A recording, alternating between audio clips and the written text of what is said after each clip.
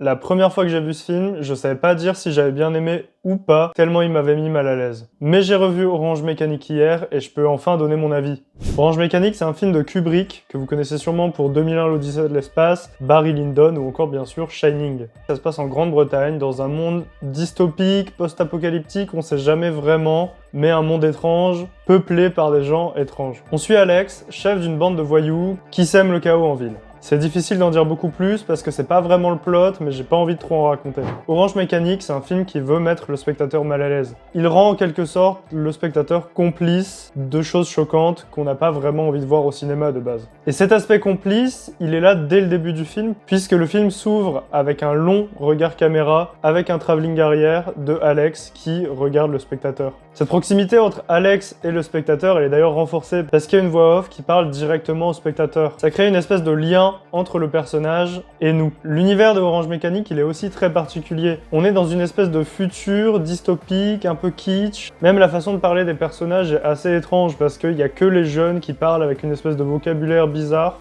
D'ailleurs, ça m'a fait un peu penser à la façon dont ils ont parlé dans Cyberpunk, pour ceux qui ont fait le jeu. Et les personnages aussi sont très étranges. Il y en a d'ailleurs vraiment aucun qui paraît vraiment sympathique. On n'a pas vraiment d'attachement pour Alex, on n'a pas vraiment d'attachement pour ses victimes. Et cette violence, cette atmosphère particulière, elle est très bien montrée avec de nombreux travelling arrière qui vont tout d'abord se focus sur un endroit, puis nous montrer le décor, ce qui se passe aux alentours. La musique joue aussi un très grand rôle dans le film, elle est constamment présente. Et c'est souvent des réarrangements de Beethoven.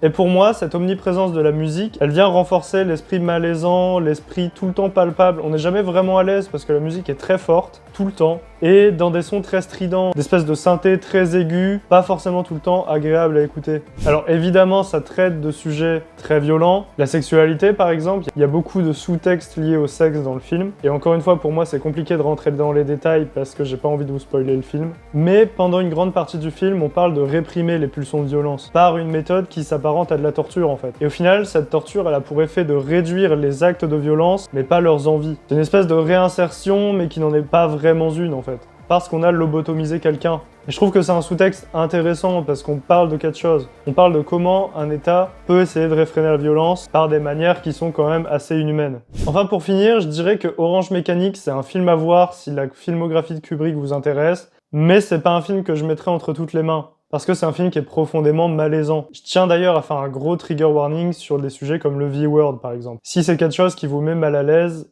peut-être évitez de regarder le film pour l'instant, ou soyez prêts à voir des scènes qui sont vraiment très dures à regarder. Personnellement, c'est un film que j'ai beaucoup plus apprécié lors du second visionnage parce que je savais ce que j'allais voir.